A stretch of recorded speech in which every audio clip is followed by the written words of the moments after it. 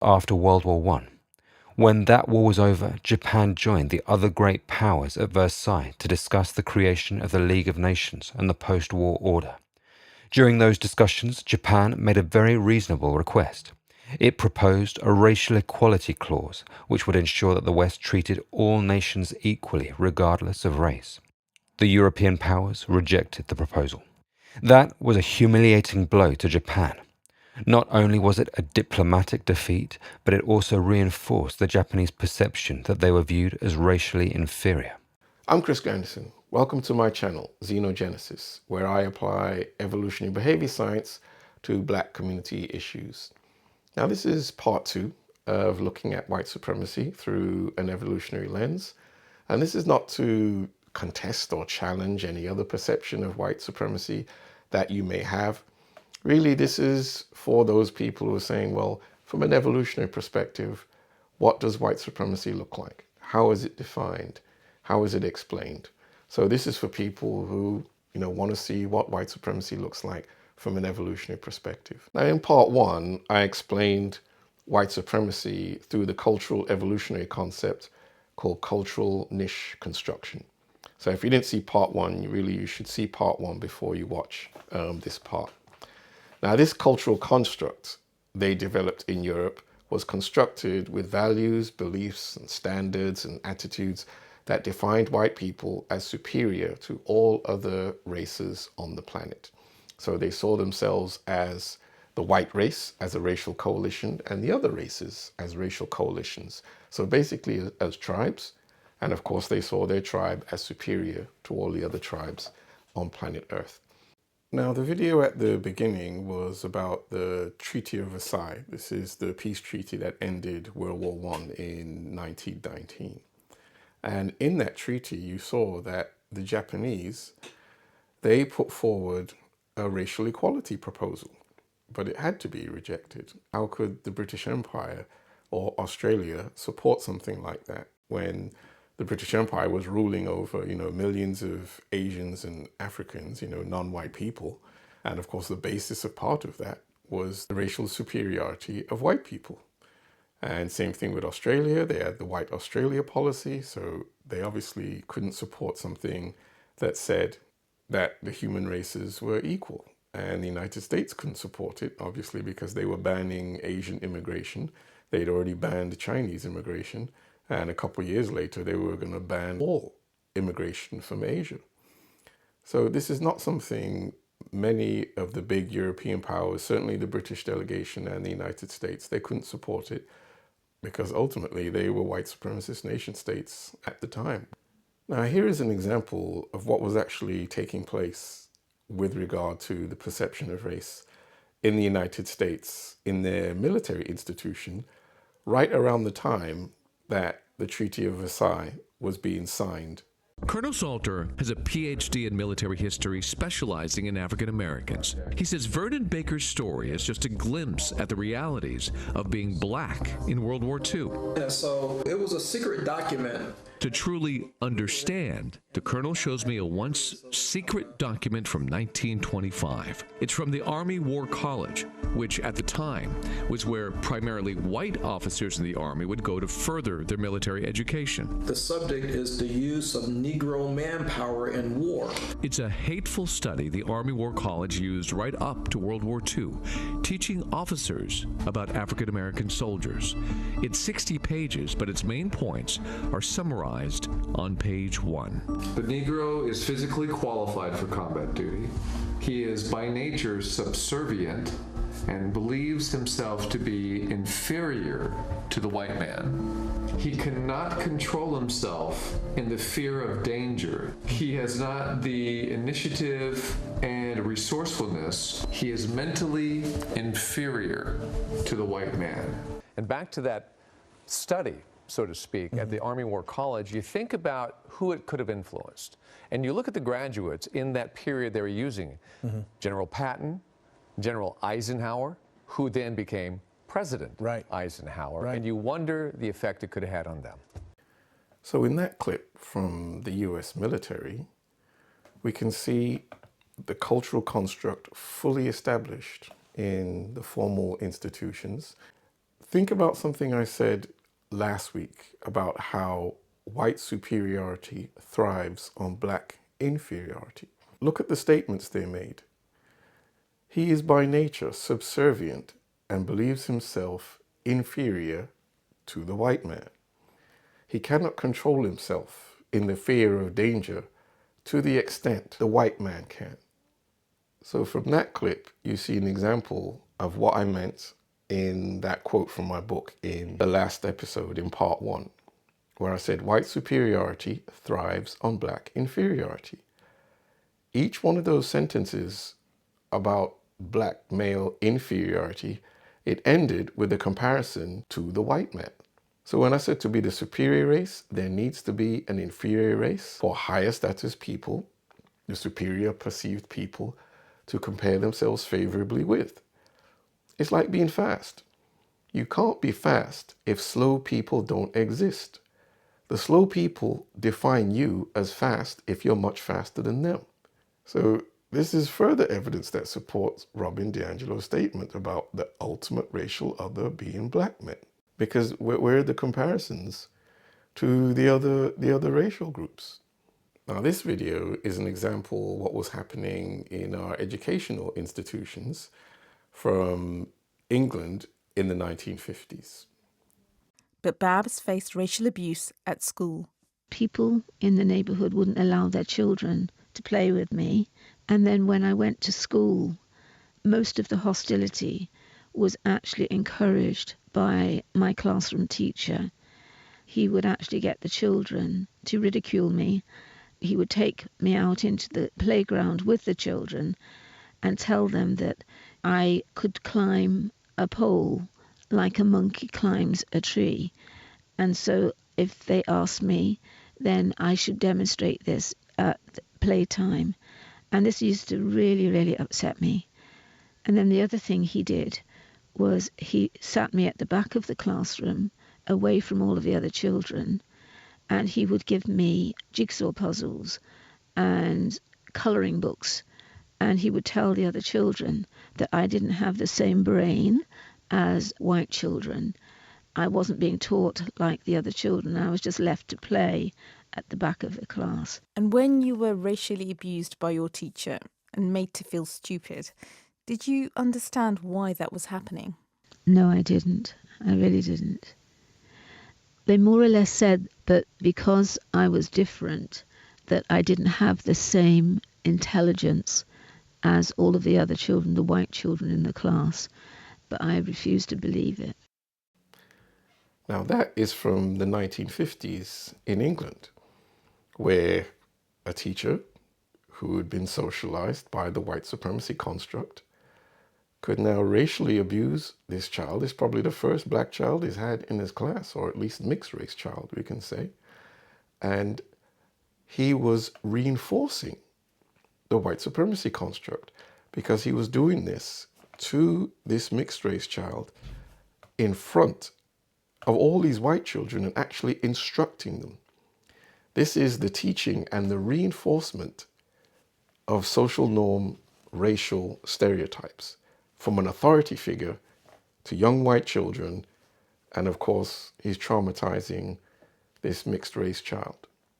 Once this niche construct, this racial supremacy niche construct that Western Europeans created and developed and spread across all of Europe, and then through colonialism, they were spreading it across the world. Once this came into being, it came under the control of the evolved psychological mechanism human beings have called coalitional psychology. That's what we call it in evolutionary psychology. Now, I tend to call it a tribal psychology. It is a bit more nuanced than that because you can have coalitions within coalitions. A basketball team can be a coalition, but then you can have 2 or 3 guys on the team who are closer to each other and support each other, maybe against some other guys on the team or something like that. That's also an expression of coalitional psychology.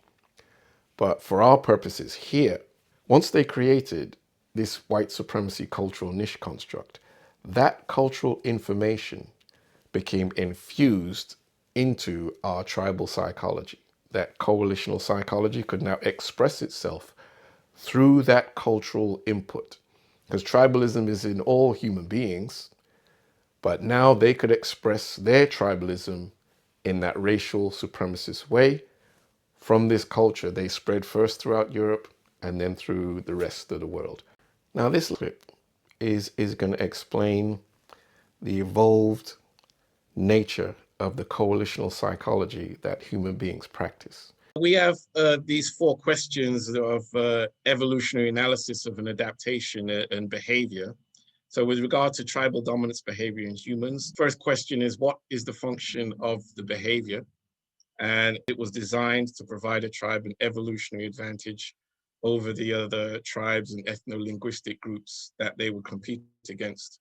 And this would have all been taking place in Africa long before humans, or I should say Homo sapiens, left the African continent and migrated into the other continents. So all of this was taking place for hundreds of thousands of years, shaping our evolution towards this behavior pattern. So how did it evolve?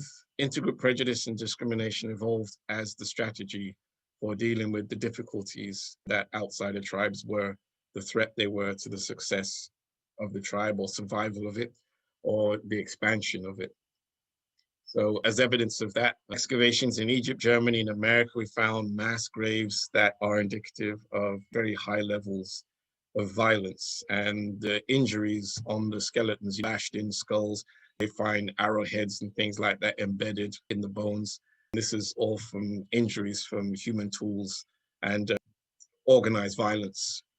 So wherever people were living in proximity, we found a very high level of manslaughter, murder, and archaeological evidence showed that this was within range of most settled, societies. So how does it work? So humans are sensitive to ethnic differences. It's not really something I have to tell you. We all have this ability, so you know that we do this. We're sensitive to accent and body language, culture, physiology, all of these things. Now, because race didn't exist, race is very recent because we were all in Africa and we were all Black. But all these other things did exist. All these ethnic, linguistic, physiological, hair form, the way we're adorned, all these things did exist, and we're very sensitive to them. But because race is also a very easy ethnic marker to see, and once you have these markers, people tend to think you're in alliance, that you're a group that tends to cooperate with each other, which then plays into the tribal psychology that we have. So even though this all evolved to detect ethnicity, race basically tricks the brain into perceiving it as ethnicity. So all the psychological machinery that evolved for us to compete with other ethnicities, it now also works with regard to race. So we note these differences automatically. So age, sex, and race are automatically encoded into the brain. We've only been able to reduce the encoding of race somewhat under laboratory conditions. So it is scientifically possible to reduce the encoding of race in the brain, but it's very difficult to do. And we certainly don't live in societies now where that's not going to happen. So sex and race, your brain automatically documents and records it. So once it does that, then what is associated with race can also now play a role in your behaviors. So this is how you can get the exclusion, the exploitation, the avoidance, and the other things we do to prejudge and discriminate against other groups of people. So how it develops, we've talked a bit about this because it's really important that we look at how do children come across these attitudes with regard to race and absorb it. So it develops in infancy. We're automatically learning cultural information, associating it with groups, and then it starts to play a role in behavior. So this is how we get our tribal psychology programmed by the cultural information that we can pick up very quickly because of our evolved capacity to learn it.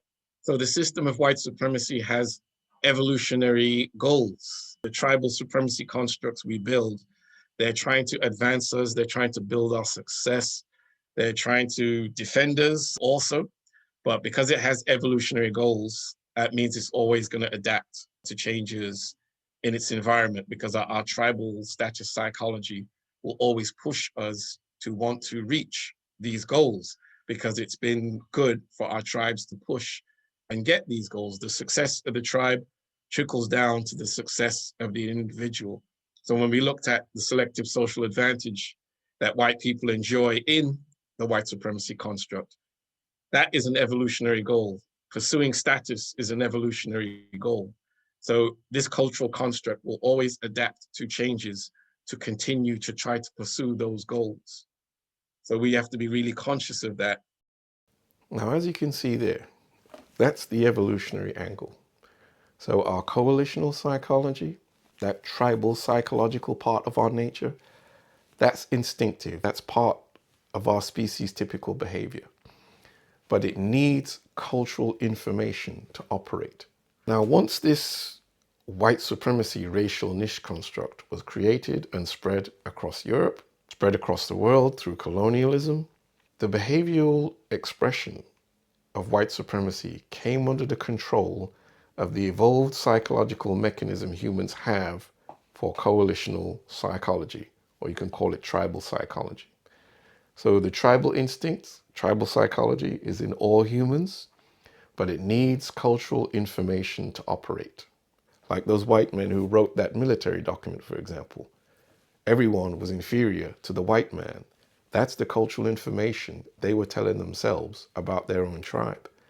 And then they were also creating all these inferior negative associations with other races of people. And in that document, they were creating those associations with black men. Now, that culture can express itself through that tribal coalitional psychological instinct that you just saw me explain in that clip. So who are my tribe? Who are the other tribes? What do I think about my tribe? What do I think about the other tribes? That is cultural content. So you think about that like a hardware-software relationship. The tribal psychology, that's part of human hardware. That's part of our nature. That's part of our instinct. Now, the cultural information, that's the software that is now downloaded to the tribal psychological hardware. So now the tribal psychology instinct in humans, for Western Europeans, it was being run by the white supremacy matrix. That's the cultural software that was now running and created this perception of race as a coalition. White race, Asian race, Latino, black race, whatever. That software now was controlling the coalitional psychological expression of the tribal instinct in humans. And this was spread across the planet because Western Europe was conquering the rest of the planet.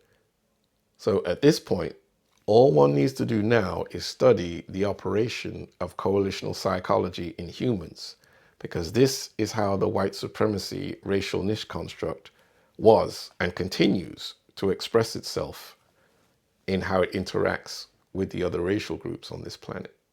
Now, our psychological adaptations evolved to advance our survival and reproduction and to invest in our progeny, to invest in our children. And that is absolutely what the white supremacy cultural construct does through that coalitional psychology. In part one, I spoke of land theft, labor theft, and the destructive modification of non-white societies to service white societies, the demographic growth of the white population, and resource acquisition and control. The white supremacy matrix served all those functions.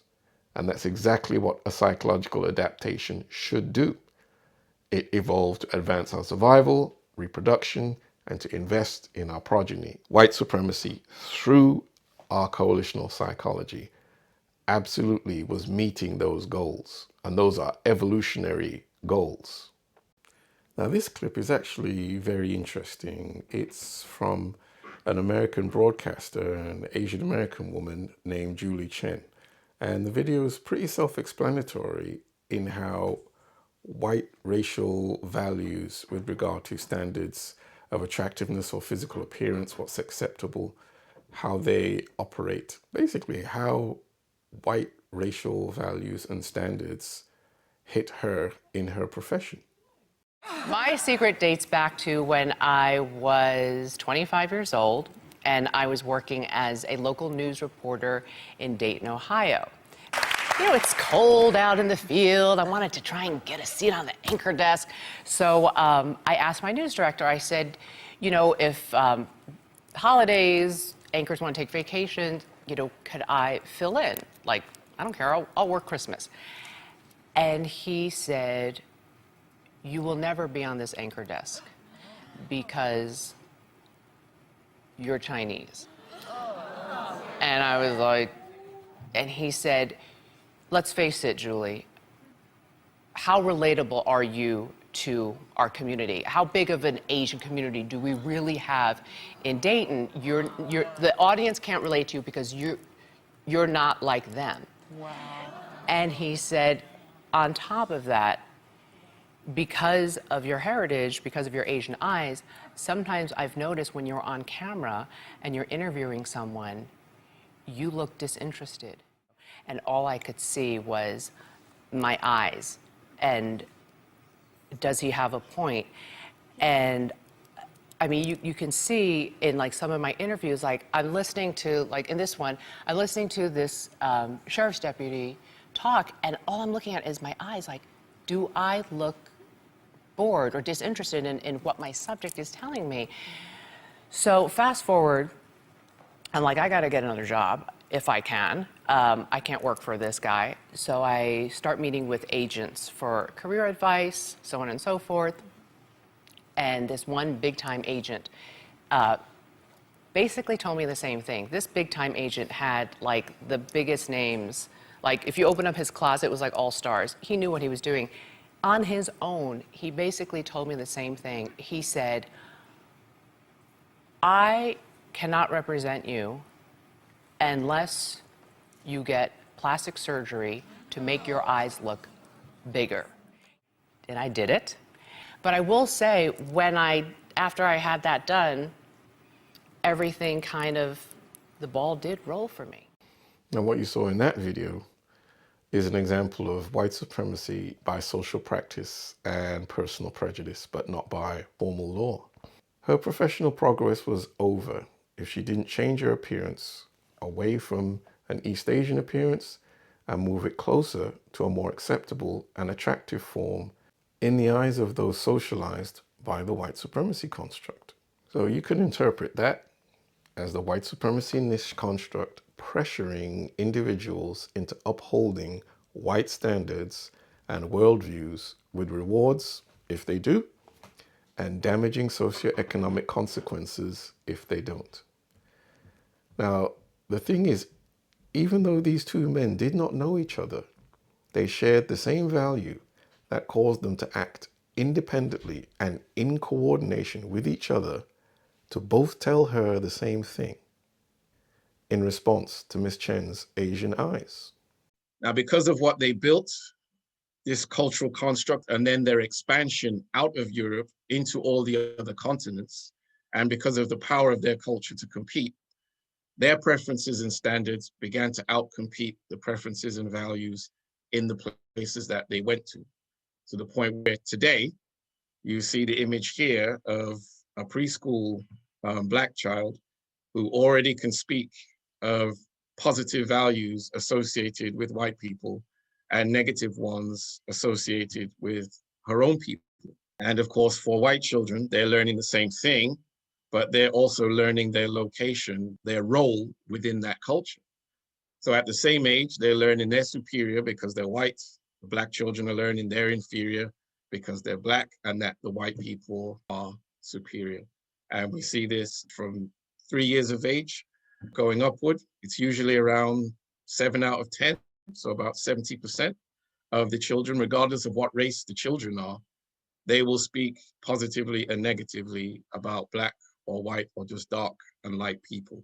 I want to introduce content bias this week. So because we've been using culture for at least 1 million years, evolution has built our cultural capacity to attend more to certain aspects of culture than others. So certain types of cultural content, we just pay a bit more attention to it than we do to other types of cultural content. And some of animals, plants, one's reputation, but also social groupings. So you could call that tribal identities. And this is how the children learn this without any direct instruction. So they can learn the basics of the race hierarchy before they go to school.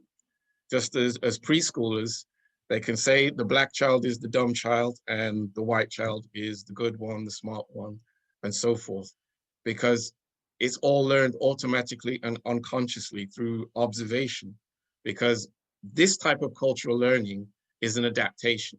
So to make a comparison, like fractions or reading and writing, we don't have an adaptation for that.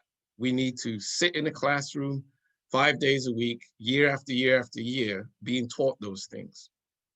But paying attention to social groupings and these other parts of content bias, so one's reputation, things like that, we don't need anyone to teach us those things because it's an adaptation. This is part of the evolved cultural capacity to pick these things up automatically, unconsciously. So no one teaches you your accent. No one teaches you how to read body language. Your cultural adaptation will pick that up automatically. And it also picks up social groupings like this automatically. So if that information exists in their cultural environment, our adaptation for culture now will just absorb this without any direct or conscious teaching from anyone. So this takes us to a quote from this evolutionary psychologist, William von Hippel. He's the author of this book called Social Leap. If I can convince you of a world that's favorable to me, then I can get you to back down in conflicts or defer to me. And this is a form of power. So what we were looking at here with the children is we are learning their worldview. We are learning a world that's favorable to them. We are supporting their preferences. We are looking at their standards and embracing them as good. But of course, their standards and attitudes around race are not good for us. It's good for them. And it causes us to behave in ways that either we defer to them, we're subordinate to them, we don't look favorably at ourselves. We look more favorably at them. So this was the recent movie, Exodus, Gods and Kings. Now, a child can learn a whole lot from this picture, and I'm sure you can see what's wrong with this picture right away in many different ways. First of all, we're looking at kings and queens of the Nile Valley, but they're from Scotland and Denmark and places like that. You know, they're white people, but there are black people in the picture. But think of the status of the white people in the picture and the black people in the picture. Now, a child can look and see who's important here, who's highly respectable, who's prestigious, and who is low ranking, who is high ranking. And when you get this over and over and over again, this now influences the associations with what people look like. The white people are central, they're splendidly dressed, they're important. The black people are on the side, they're serving, they're low status. And this is what we're picking up very, very early age. Prestige bias psychology, then leading to cultural learning. So this is prestige bias cultural transmission. This image here is transmitting culture. It's transmitting learning. I'm learning who the important social grouping is, who the important tribal grouping is, who the important race is. Now this is maladaptive cultural learning. And again, it's learned without any conscious effort. Now the thing is, it goes in very fast, like a fish hook, because we have this cultural adaptation to pick it up without any conscious effort to do so. Goes in really fast, but it's extremely difficult to remove. So when you read books like The Miseducation of the Negro, this is what Carter G. Woodson was talking about, how we're learning culture that harms us and helps them. This is how our performance hampered through how we perceive our own ability level and how we perceive their ability level through this prestige bias cultural transmission. This relates now to how groups compete against each other, because cultural competition is always on, it never stops. This is the way groups compete, is to how well, how efficient is your culture operating. Now, if we're picking up, or at least many of us are picking up a lot of maladaptive culture, you now can't culturally compete very well. So due to that, we are now at the bottom of the racial hierarchy because of the level of cultural competitiveness that is dysfunctional or maladaptive, because we're constantly learning to place ourselves in that lower racial ranking. So what this type of learning does, it causes us to serve the agenda of people we're actually competing against. And this is like the comment I showed you earlier from William von Hippel, is it convinces us of a worldview that is to their advantage and to our disadvantage. It gets us to participate in it positively, like there's a good thing for us too, to uphold these standards that are good for them and not good for us. And it causes us to defer to them when, Hippel says we actually really should be fighting against it. And of course, some of us are, but not enough of us. There's just a large percentage of our people that are socialized this way. And this is what makes our effort to turn this around really difficult. So their standards and cultural preferences are a form of social cultural power that they have over us and other groups as well. So this is kind of Marcus Garvey was talking about. He makes this statement about why the movement didn't get to where he wanted it to go. He tried to change the world without changing the minds of individuals. And it was really this cultural problem that he needed to find a way to dig out before he could actually get large amounts of our population to act towards their own interests. Because remember, a lot of Black people actually were against him. So you have to attack the cultural problem before you can get amounts of our people to actually support what's in their own interests. So I want to talk a little bit now about in the modern world how we can hit the individual. So maybe some of you have heard of this before, but Chadwick Boseman was hired by an American soap opera called All My Children. And the first few days he was doing really, really well. And the producers called him in and said, hey, we really like your work. We love what you're doing. Is there anything we can do? Help you, whatever you need, just let us know. So he said the role was actually quite stereotypical. His mother's a prostitute, hooked on dope. His dad's either in jail, doesn't know him. He's a criminal, not around. And he's, some young male gangster. He's like, move the role, more positive. So, kind of that side-eye look, and they say, have a talk with the writers and, how they feel about your suggestions. The next day they fired him, and they hired Michael B. Jordan for the role. And after Michael B. Jordan was doing it for a while, this was his quote on it. "You had no mom, effing stereotypical Black role in a soap opera, and I saw the stereotype. So he says, yeah, I'm going to be doing those roles anymore." So when you go against the standards and the views they have of us, this cultural construct will punish you for it. It will restrict you. It will try to you back in the corner. It won't allow you to go against those standards without a whole lot of pushback.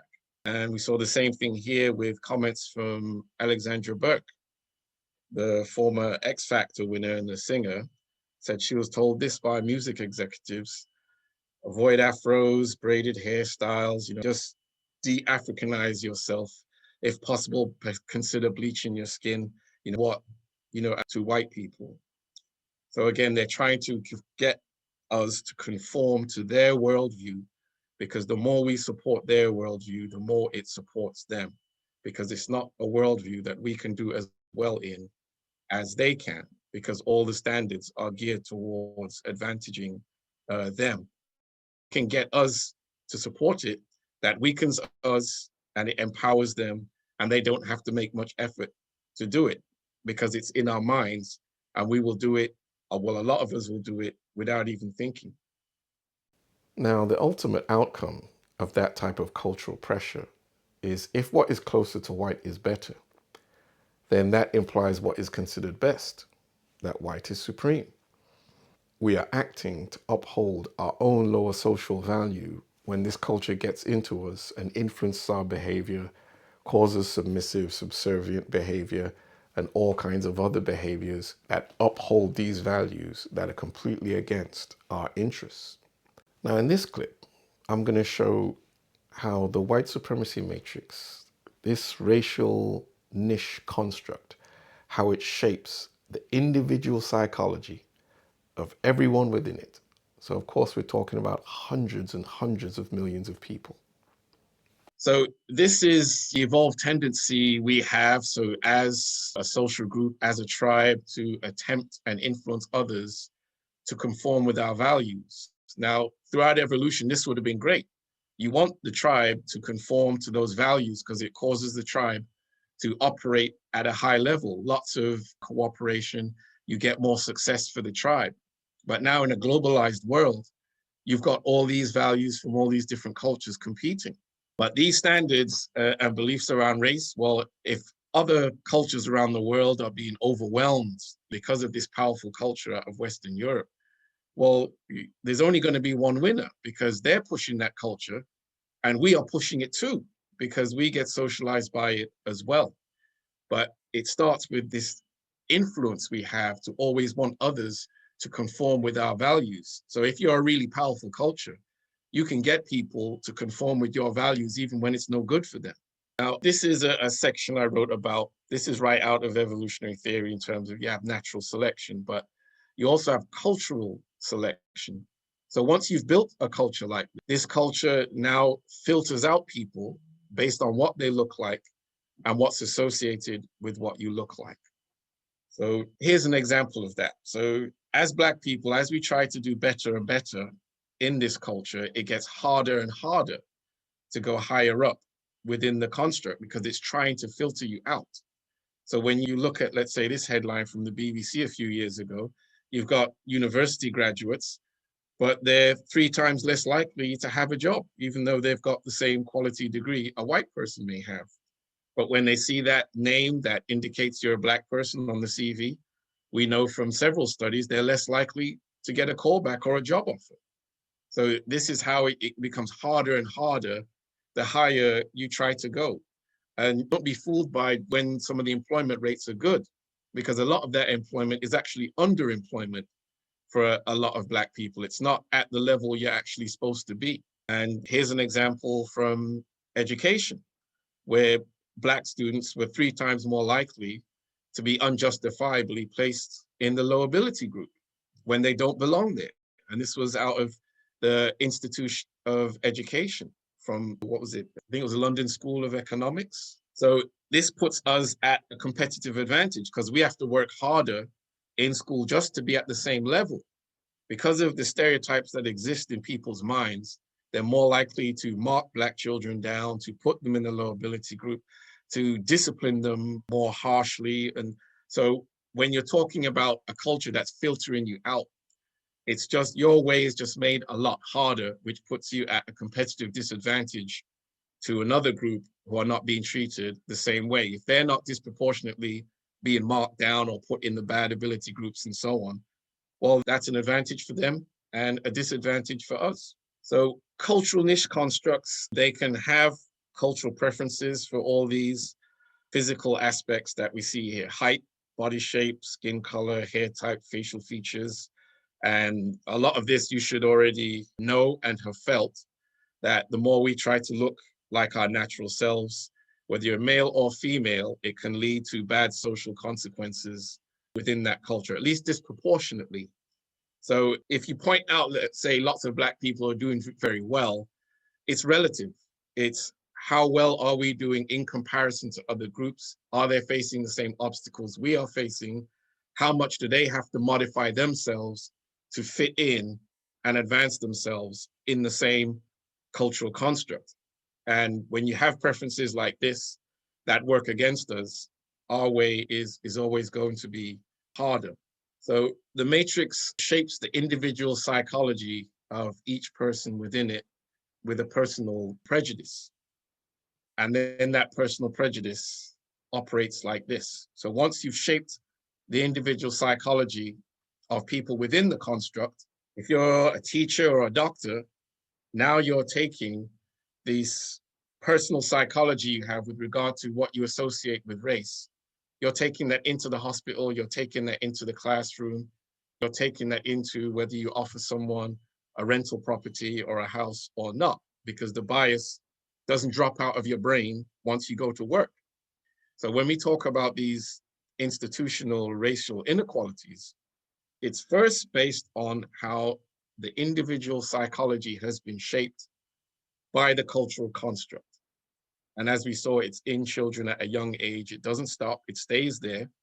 So now once it's in there, you get the job, you take that bias into the institution, And this is how you get these racial inequalities. So if I take you back to what Julie Chen was saying in that video clip, remember those two men who were telling her there's something wrong with your eyes and things like that? They had their individual psychology shaped by white supremacy values. And they could now take that and tell this woman the same thing, even though they'd never met each other. And this now relates to a racial inequality that she had to face. So here's another example of it operating. This is Ursula Le Guin. She is one of the top science fiction writers of the 20th century. And in the early 2000s, maybe around 2005, she made this comment that if you look at my books, you'll find that most of my central characters aren't white. You don't see it on the cover because they refuse to put people of color on the book jackets. So now the publishers, you can't necessarily call them racist. Publishers are about money, right? But they would notice that when you put an Asian or a black face on the cover of the book sells less because white people will be less likely to buy it if they see a non-white face on the cover of the book. And this is how bad it gets, is that you could see a castle or a dragon on her book covers, and those book covers sell more than a black or Asian face. So this is an indicator of how that society feels about those people, that you can sell the book better if you put a dragon on the cover or a white face as opposed to a black face or an Asian face. So once again, you're looking at a disadvantage, a competitive disadvantage for black or Asian people, because she would put Latinos, blacks, and Asians in her books. But this is a selective racial advantage for white authors, their characters, their stories, and so on. It's more likely to be picked up. I've seen black authors talk about, some companies would say, we want to publish your book, but you don't want to put this black face on the cover. So if we can do this, like some of Octavia Butler's books, I've seen some of the earlier ones. She was a famous black science fiction writer. And I've seen some of her books have white people on the cover when the main character is not a white person. And this is not a trivial advantage. This is how you broadcast your culture. Positive associations with one group and negative with another. This is part of how this culture is maintained, by constantly putting positive representations of yourself on the book covers, in the main roles, and so on and so forth, as we saw, let's say, with hip hop, which does it negatively. So our cultural niche will increase the success of the constructor. Well, we didn't build this, but we're within it, and we experience negative consequences because it's built to their standards and not to ours, so it serves them. So from an evolutionary perspective, when an organism is mismatched with its environment, then it doesn't perform as well in that environment. So some of the problems we have with regard to our performance are because we are within a cultural construct that we are mismatched with. It doesn't advantage us, it restricts us, it disadvantages us, and it does the opposite to them. So here's an example of how the selective social advantage or disadvantage works. If you have less or more intelligence, moral behavior, competence, attractiveness, if that's more associated with those white people in the picture and considered to have less of these very valuable traits with black people, then you're not going to do as well in an environment that associates those qualities either positively or negatively with you, because this influences your reputation, what people think about you. So if you have all these qualities positively associated with you, just based on what you look like, you are now a selective social advantage within that culture. So without digging it out of the culture, then you don't really have the opportunity to do as well as the people who, as a group, have these traits more quickly associated with them. Now in part 3, that's what I'm going to focus on. When people talk about internalized racism or the white supremacy that's in us, well, how does it get in us? White supremacy is a culture. There's thousands of different cultures that do not get in us. So why is it so easy for this culture to get into us and harm our perception of self and our behavior in terms of acting in our own interests? So it is something I've talked about in a few of the videos, but part 3 will focus on what's called success and prestige psychology, and something else from cultural evolution called credibility enhancing displays. That's how this culture finds it so easy to get into people who are non-white, when it's completely against our interests for any of us to be socialized and internalized by the white supremacy matrix.